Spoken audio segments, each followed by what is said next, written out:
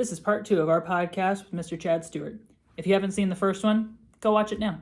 Yeah, that's great that you worked on all those projects. That's really cool for business. But what has the freelance life been like for you? So I worked at Sony in production and was a lead animator. By the end of Stuart Little 2, I was a lead animator. So I was a lead animator on that and Polar Express and Open Season, and then one of the early people kind of setting up Surf's Up. And then at the end of that, that was probably around 2007, 2008. Pretty tired again. And moved over into visual development. And then we just, for family reasons, we moved up to Washington State and went to Sony and said, "Hey, can I still work freelance for you?" And we set up a kind of a guaranteed minimum deal, and moved up and started doing freelance.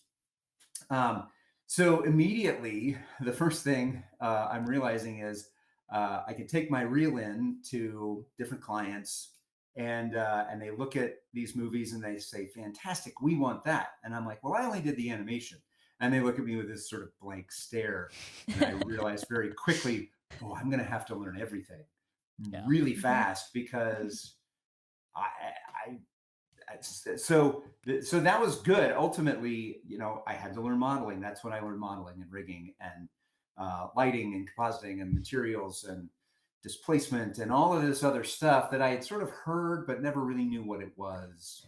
And so I think it's different now. I think a lot of your generation is coming through these programs, kind of being exposed to all this stuff early. But for us, literally, there was one animator who's like, "I use 4 buttons. That's it. I don't want to know about anything else. That's it. I hate all of this stuff. I can animate." He was a very good animator. But I only want to know these 4 buttons. And so as a freelancer, you start realizing, okay, I got to know the whole process. I got to be able to write. I got to be able to board. I got to do it quickly. I got to be able to juggle 2 jobs at the same time. I've got to be a producer. I got to keep track of my hours and make sure that I'm not dipping on productivity. I've got to be a little bit more assertive and put myself out there, as well as stand up to if I'm getting kind of taken advantage of. And so you're really kind of doing the whole package, and you start to build your clientele. I mean, it's you're kind of starting over. In other ways, you're not, because I would take the experience, and that would really get me in a lot of doors. But knocking on a lot of doors virtually, and kind of putting yourself out there to every advertising house. I got jobs off of Craigslist.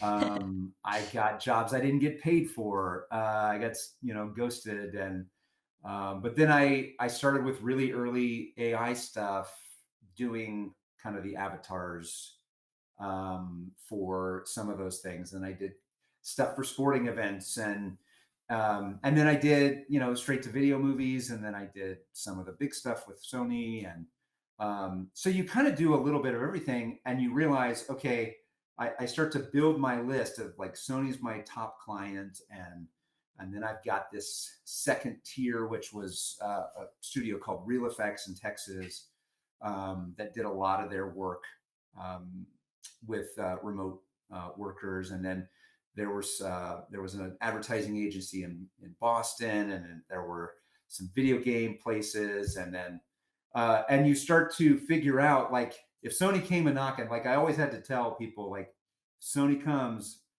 I gotta go.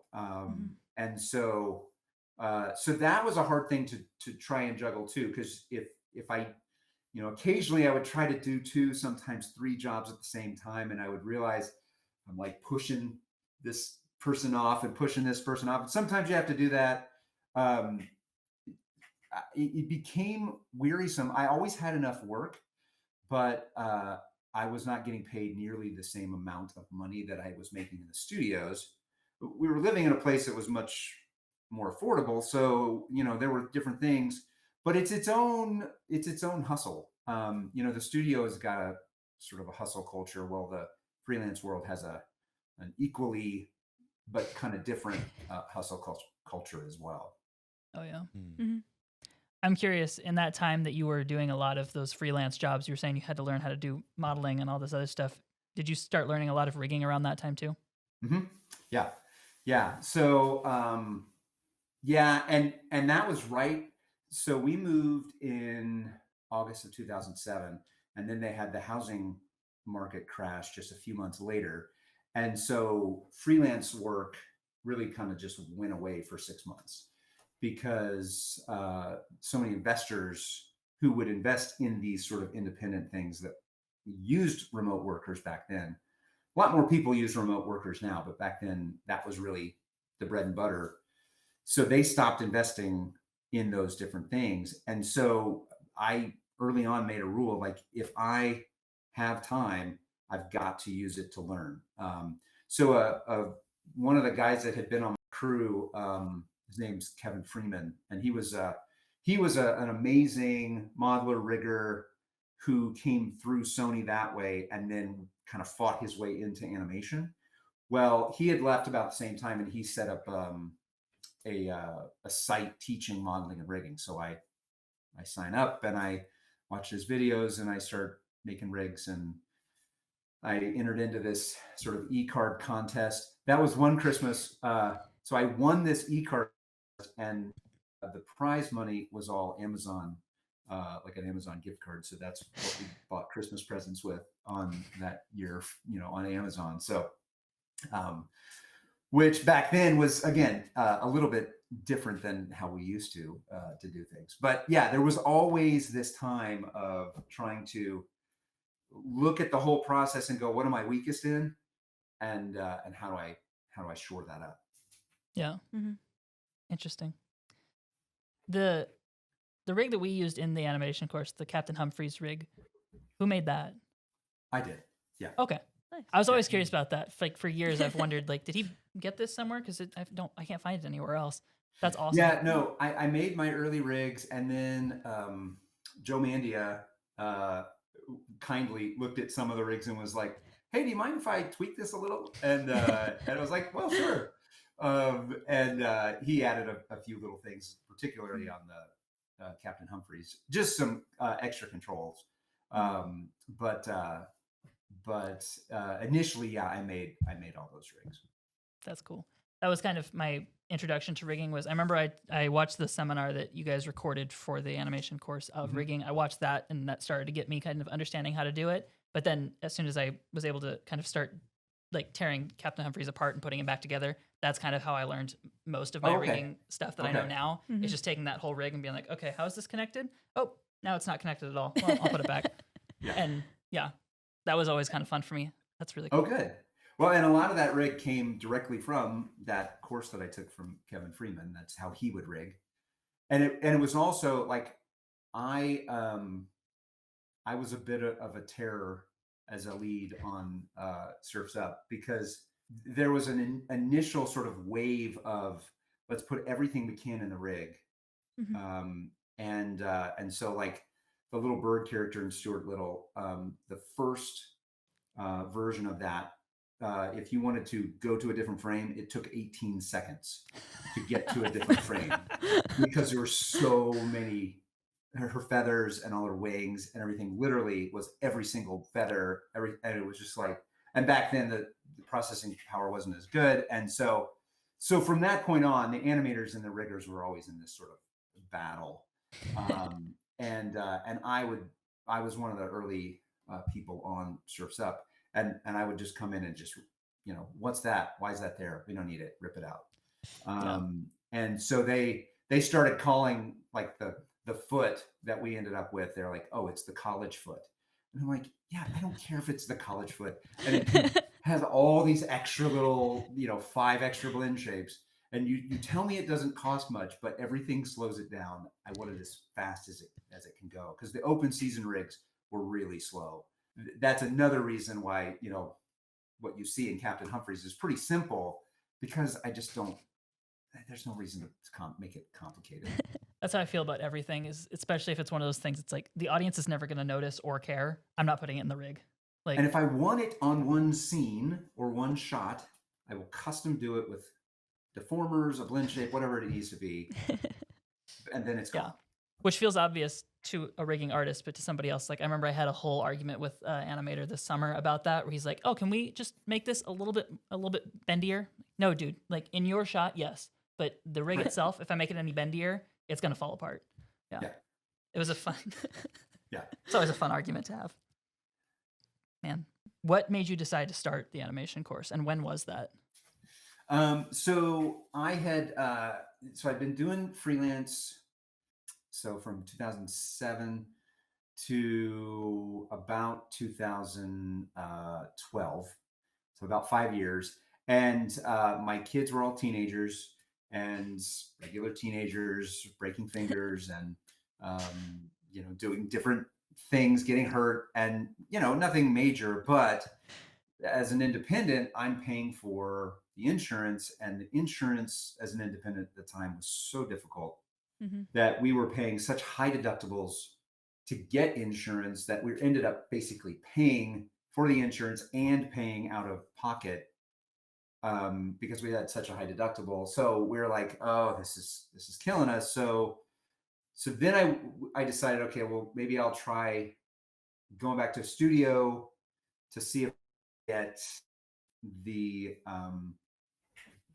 medical, and that didn't work.